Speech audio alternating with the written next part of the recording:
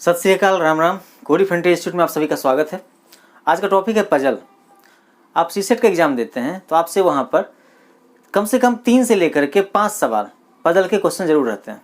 ठीक है, आप जानते हैं कि सीसेट में 80 सवाल में आपको 30 सवाल अगर सही कर लें हम तो हमारा सीसेट क्वालिफाई है। ठीक है, और 30 सवाल में 5 से लेकर के 10 सवाल की भूमिका ये आपका पजल निभा देता है। समझ गए? तो चलते हैं, छोटा छोटा पजल लेकर चलते हैं और इस पर बात करते हैं। ठीक है, ये देखिए एक क्वेश्चन लिखा हुआ है बोर्ड पर। ये क्वेश्चन 1999 का पूछा हुआ है। 1999 का पूछा हुआ है। उसमें सीसेट नहीं हुआ करता था। ठीक है, तो मैथ रीजनिंग का 10-20 सवाल पूछे जाते थे, उसी में से एक सवाल था। ठीक, तो इसको कैसे सॉल्व करेंगे इसको देखते हैं। ठीक है, देखिए आपसे कहा गया 5 लोगों के एक समूह में KLM महत्वाकांक्षी है। तो KL और M के बारे में कहा जा रहा है कि ये महत्वाकांक्षी हैं। MN और R ईमानदार है। MN और R ईमानदार है। LMN बुद्धिमान है। LMN बुद्धिमान है। आपसे कहा गया KN और R उद्यमी है।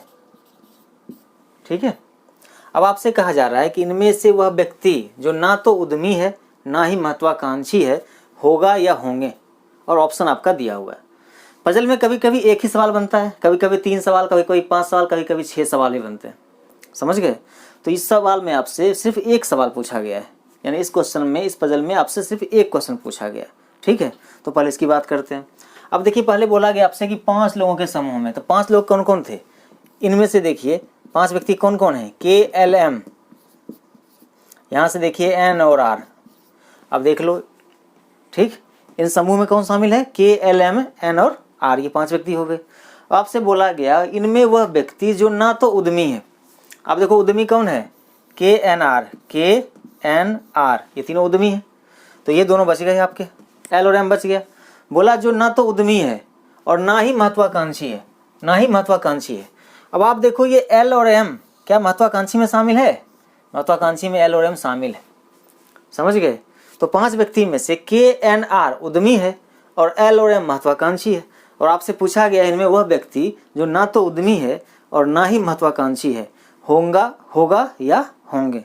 ठीक, तो हम कहेंगे इनमें, इस समूह में ऐसा कोई व्यक्ति शामिल नहीं है। समझ गए? पांचों या तो उद्यमी है या फिर महत्वाकांक्षी है, तो ऐसा कोई व्यक्ति नहीं है जो ना तो उद्यमी है और ना ही महत्वाकांक्षी है। क्लियर? ठीक है, तो चलिए नेक्स्ट चलते हैं आप सेकेंड सवाल पे। दूसरा पजल में आपसे 3 सवाल पूछा गया है। ठीक है, तब उसकी बात करते हैं। जैसा कि आप जानते हैं पजल या पहेली कुल 6 तरह के पूछे जाते हैं। Sitting arrangement, ranking arrangement, jumbled puzzle, number puzzle, distance direction and blood relation. ठीक है, तो यहाँ जो आपका क्वेश्चन लिखा हुआ है ये क्वेश्चन आपका जम्बल्ड पजल का है। ठीक है, जम्बल्ड पजल में कभी कभी 2 आइटम होते हैं, कभी 3 आइटम होते हैं, कभी 4 आइटम होते हैं। तो ऐसे प्रश्नों को सॉल्व करने से पहले आप सबसे पहले ये देखिए कि इसमें कितने आइटम दिए हुए हैं, यानी क्या क्या दिया हुआ है। आपसे कहा गया है कि अमित एक पत्रिका खरीदना चाहता है, उसे चुनने के लिए 4 पत्रिकाएं उपलब्ध हैं जो कि 4 विषयों पर, यानी 4 विषय, यानी राजनीति, खेल, विज्ञान और फिल्म, एक आइटम हो गया। ये पत्रिकाएं फिरोज गुरबख्श स्वामी तथा इला द्वारा संपादित की गई है, ये संपादक दूसरा चीज हो गया। ये पत्रिकाएं आर्यन, भरत, चरण तथा देव प्रकाशकों के द्वारा प्रकाशित की गई है, यानी कि ये तीसरा चीज हो गया। समझ गए बात? पहली बात 4 विषय है, राजनीति है, खेल है, विज्ञान है, फिल्म है। दूसरा बात, इसका संपादन 4 व्यक्ति किए हैं, गुरबख्श, स्वामी, इला और आपका फिरोज। तीसरा बात है इसमें आपका प्रकाशक, 4 प्रकाशक दिया हुआ है, आर्यन, भरत, चरण तथा देव। ठीक है, तो सबसे पहले इस सवाल को बनाने से पहले आपको 3 कॉलम बनाना पड़ेगा। ठीक है, तो पहले चलते हैं 3 कॉलम बनाते हैं। पहला बात दिया हुआ है कि पत्रिका 4 विषयों पर उपलब्ध है, तो आप सबसे पहले यहाँ पर विषय लिखिएगा। दूसरा चीज है संपादक। संपादक इसके कौन है? आपसे कहा गया है कि संपादित किया गया फिरोज गुरबख्श स्वामी और इला के द्वारा। और तीसरा बात है कि इसके प्रकाशक कौन है? आर्यन, भरत, चरण तथा देव। तो तीसरा कॉलम बनाइएगा प्रकाशक का। तो कुल 3 कॉलम बनाइएगा और इसको आप लाइन खींच दीजिए। अब आपसे कहा गया 4 विषय है राजनीति। पहला विषय है आपका राजनीति, दूसरा है आपका खेल, तीसरा है आपका फिल्म और चौथा है आपका विज्ञान। तो कुल मिलाकर के 4 विषय हैं और 4 विषय आपने कॉलम बना दिया। अब आपसे कहा गया यहाँ से पढ़ना शुरू करिए, ठीक है। यहाँ देखिए लिखा हुआ है देव प्रकाशक ने फिरोज की पत्रिका प्रकाशित की है। देव प्रकाशक ने फिरोज की पत्रिका प्रकाशित की है। अब हमें ना तो ये पता है कि देव प्रकाशक ने कौन सी पत्रिका किस विषय पर पत्रिका प्रकाशित की है, और ना तो हमें ये पता है कि फिरोज ने किस विषय की पत्रिका का संपादन किया है, ठीक। लेकिन एक जानकारी है कि देव प्रकाशक ने फिरोज की पत्रिका प्रकाशित की है, ठीक। आप इस जानकारी को साइड रख लीजिए। देव प्रकाशक में और पत्रिका है आपका, और फिरोज के द्वारा संपादित की गई पत्रिका है। देव प्रकाशक ने फिरोज की पत्रिका प्रकाशित की है, तो आप इसको साइड कर लीजिए। देव ने फिरोज की पत्रिका का प्रकाशन किया है, ठीक है। दूसरा पॉइंट है राजनीति विषय की पत्रिका आर्यन प्रकाशक ने प्रकाशित की है। राजनीति विषय प्रकाशक कौन है? राजनीति विषय की पत्रिका आर्यन प्रकाशक ने, प्रकाशक कौन है? आर्यन, ठीक है। नेक्स्ट पॉइंट में आइए आप। फिल्मों के विषय की पत्रिका स्वामी ने संपादित की है। फिल्म संपादन किया है स्वामी ने, और उसे चरण ने प्रकाशित नहीं किया है। प्रकाशक में चरण यहाँ पे नहीं होगा, आप लिख करके काट लीजिए, ठीक है। नेक्स्ट में आइए। विज्ञान के विषय की पत्रिका का संपादन इला ने किया है। विज्ञान के विषय की पत्रिका का संपादन इला ने किया है। इला आ गई यहाँ पे, ठीक है। जानकारी आपकी खत्म हो गई। स्वामी फिल्म का संपादक किया है, संपादन है। विज्ञान की पत्रिका का संपादन इला ने किया है, और राजनीति विषय का प्रकाशन आर्यन ने किया है, ठीक है। और आपको पता है कि देव ने फिरोज की पत्रिका का प्रकाशन किया है। यानी देव और फिरोज जहाँ भी जाएंगे साथ साथ जाएंगे। आप देखो एक कॉलम यही बच गया है जहाँ पर कि दोनों जगह खाली है, ये जगह भी खाली है और ये जगह भी खाली है। तो देव क्या था? प्रकाशक। यहाँ लिखिए प्रकाशक में देव, और संपादक किसका था? किसकी पत्रिका संपादित की थी? फिरोज की पत्रिका का। तो फिरोज को आप यहाँ लिख लीजिए, समझ गए। फिरोज हो गया, देव हो गया। अब देखो फिरोज स्वामी इला हो गई। 4 व्यक्ति थे, 4 संपादक थे, फिरोज गुरबख्श स्वामी और इला। कौन बच गया? गुरबख्श। तो गुरबख्श यहाँ पर लिख लीजिए, ठीक है। अब देखो चरण यहाँ नहीं होगा, तो चरण कहाँ जाएगा? यहाँ। और यहाँ एक प्रकाशक बच गया, कौन सा है? देखिए आप, पत्रिका आर्यन, भरत, चरण तथा देव। आर्यन, देव, चरण हो गया, बचा कौन? भरत हो गया। अब देखो आप सबका कॉलम फुलफिल हो गए। अब आपसे पूछा गया इसमें 4 सवाल। देखो पहला सवाल पूछा गया विज्ञान के विषय की पत्रिका का प्रकाशन किस प्रकाशक ने किया? तो विज्ञान के विषय की पत्रिका का प्रकाशन किस प्रकाशक ने किया? तो देखो विज्ञान का प्रकाशक कौन है? चरण। तो यहाँ पहले का आंसर है आपका चरण। दूसरा सवाल, खेलों के विषय की पत्रिका को किसने संपादित किया है? खेलों के विषय का संपादन कौन किया है? फिरोज ने। तो आप यहाँ लिखिए फिरोज। ऑप्शन दिए रहेंगे, आपको सिर्फ टिक लगाना है। तीसरा है आपका राजनीति के विषय की पत्रिका को किसने संपादित किया है? राजनीति के विषय की पत्रिका का संपादन गुरबख्श ने किया है,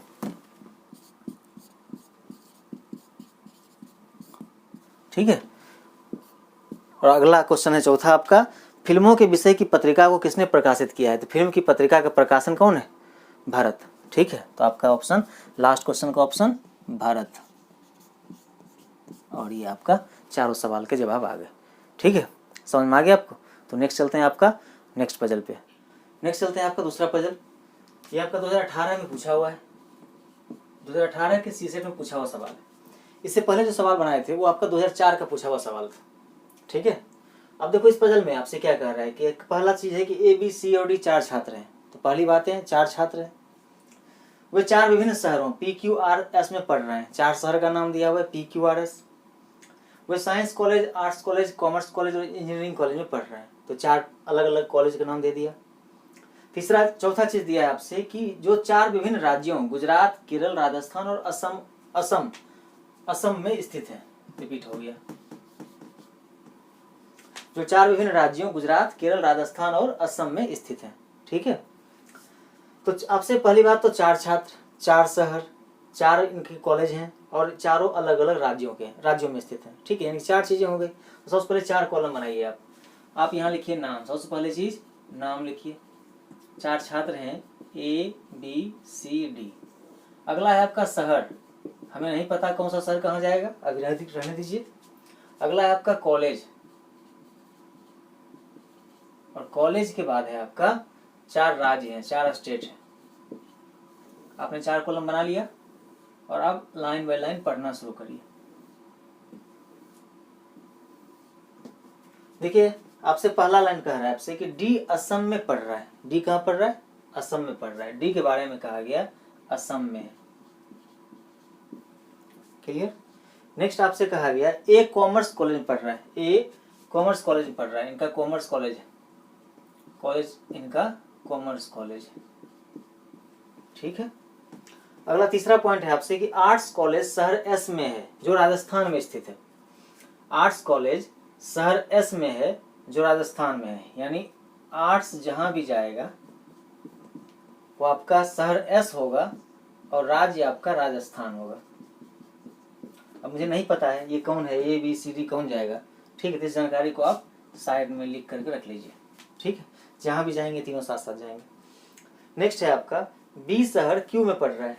बी के बारे में है कि ये क्यू शहर में पढ़ रहा है। ठीक है। साइंस कॉलेज केरल में स्थित है। अब ये जानकारी मुझे नहीं पता कहाँ जाएगा, तो आप इसको साइड में कहीं लिख लीजिए। साइंस कॉलेज केरल में है, लिख लिए। अब आपकी जानकारी खत्म हो गई। अब आप देखो यहाँ कॉमर्स आके खत्म हो गया, यहाँ क्यू रह गया, यहाँ असम रह गया। एक सी है जिसके तीनों ब्लॉक खाली हैं, सिटी भी, कॉलेज भी और स्टेट भी। और आपने यहाँ एक लिख रखा है कि आर्ट्स एस शहर में है। ठीक है, और राजस्थान में होगा। राज्य कौन सा? राजस्थान। यानी ये तीनों जहाँ भी जाएंगे साथ जाएंगे और तीनों कॉलम एक ही जगह खाली है। ठीक है, तो यानी कि यहाँ शहर होगा एस और कॉलेज है आपका आर्ट्स कॉलेज और शहर राज्य है आपका राजस्थान। क्लियर हो गया। अब आप देखिए साइंस कॉलेज केरल जाएगा, साइंस कॉलेज केरला जाएगा। ये दोनों जहां भी जाएंगे साथ साथ जाएंगे। देखो एक ही जगह खाली है जहां दोनों साथ साथ जा सकता है। ठीक है, यहाँ नहीं जा सकता क्योंकि यहाँ साइंस डालिएगा तो यहाँ असम रखा हुआ है, केरल यहाँ नहीं हो सकता। आप यहाँ साइंस नहीं दे सकते क्योंकि यहाँ कॉमर्स रखा हुआ है, तो साइंस और केरल दोनों साथ साथ जाएगा यहाँ पे। ये साइंस तो ये आपका केरल हो गया। अब आप देखो केरल, राजस्थान, असम आपने भर लिया। 4 राज्य थे, केरल, राजस्थान, असम और गुजरात। तो एक राज्य कौन सा बच गया? गुजरात। आप यहाँ डाल दो। समझ में आया? कॉमर्स, साइंस, आर्ट्स यहाँ हो गया। तो ये कॉलेज कौन सा बच गया? Engineering college. इंजीनियरिंग कॉलेज आपका यहाँ आएगा। हो गया। क्यू हो गया, एस हो गया। अब बचा आपका 2 शहर बच गया। कौन कौन शहर? P Q R S. P Q R S 4 शहर थे, क्यू और एस हो चुका है, यानी बच गया शहर आपका पी और आर। और अब आपके पास कोई जानकारी नहीं है, इसका मतलब पी या आर यहाँ भी होगा और पी या आर यहाँ भी होगा। समझ गए? ये कंफर्म हम नहीं कर सकते कि ए किस शहर में है। समझ गए? ए किस शहर में पढ़ रहा है। ठीक है, क्लियर। तो अब चलते हैं क्वेश्चन पे। क्वेश्चन देखिए, पहला कह रहा है आपसे कि ए किस राज्य में पढ़ रहा है। ए किस राज्य में पढ़ रहा है? ए किस राज्य में पढ़ रहा है? गुजरात में। तो यहाँ लिखिएगा गुजरात, पहले का जवाब। दूसरा है साइंस कॉलेज किस शहर में? साइंस कॉलेज क्यू शहर में। तीसरा आपसे क्वेश्चन है सी किस राज्य में पढ़ रहा है? सी राजस्थान राज्य में पढ़ रहा है। और चौथा सवाल है निम्नलिखित कथनों में से कौन सा सही है? ए साइंस कॉलेज में पढ़ रहा है, ए कॉमर्स कॉलेज में पढ़ रहा है, तो गलत हो गया। दूसरा देखिए ए केरल में पढ़ रहा है, ए गुजरात में पढ़ रहा है, ये भी गलत हो गया। तीसरा है डी शहर सी में नहीं पढ़ रहा है, डी शहर सी में नहीं पढ़ रहा है, सॉरी डी शहर एस में नहीं पढ़ रहा है, डी शहर एस में नहीं पढ़ रहा है, डी आपका पी और आर में पढ़ रहा है, एस में तो नहीं पढ़ रहा है। इंजीनियरिंग कॉलेज गुजरात में है, इंजीनियरिंग कॉलेज गुजरात में है, ये पॉइंट भी गलत हो गया। यानी ये पॉइंट आपका सही है कि डी शहर एस में नहीं पढ़ रहा है। डी कहाँ पढ़ रहा है? पी या आर शहर में, एस में नहीं पढ़ रहा है। तो कौन सा पॉइंट सही है? निम्नलिखित कथनों में से कौन सा सही है? तो तीसरा पॉइंट आपका क्लियर। और अब चलते हैं, आपका 2 सवाल इसमें और पूछा गया है, आप इसको नोट करिए, फिर 2 क्वेश्चन लिखते हैं। नेक्स्ट अब आपसे 5वां सवाल इसमें पूछा जा रहा है, निम्न में से सही कथन कौन सा है? शहर क्यू असम में स्थित है। शहर क्यू असम में स्थित है, नहीं केरल में स्थित है, गलत हो गया। सी केरल में पढ़ रहा है, सी राजस्थान में पढ़ रहा है, ये भी गलत हो गया। बी गुजरात में पढ़ रहा है, बी ये केरला में पढ़ रहा है, ये भी गलत हो गया। और चौथा पॉइंट है इंजीनियरिंग कॉलेज असम में है, इंजीनियरिंग कॉलेज असम में है, सही है। तो चौथा पॉइंट आपका सही, ठीक है। छठा सवाल देखिए, कह रहा है आपसे कि इंजीनियरिंग कॉलेज में कौन पढ़ रहा है, तो इंजीनियरिंग कॉलेज में कौन पढ़ रहा है, डी पढ़ रहा है, ठीक। आपका छठा का आंसर डी। समझ में आ गया। तो एक पजल आप बना लेते हैं तो 5 से 6 सवाल आपका बन जाता है, ठीक है। तो कोशिश करिए, प्रैक्टिस करिए, पजल बहुत इंपॉर्टेंट रोल निभाएगा आपका सीसेट के लिए, ठीक है। तो आज के लिए इतना ही। यदि वीडियो अच्छी लगी हो तो प्लीज़ सब्सक्राइब, लाइक और शेयर करिएगा। Thank you.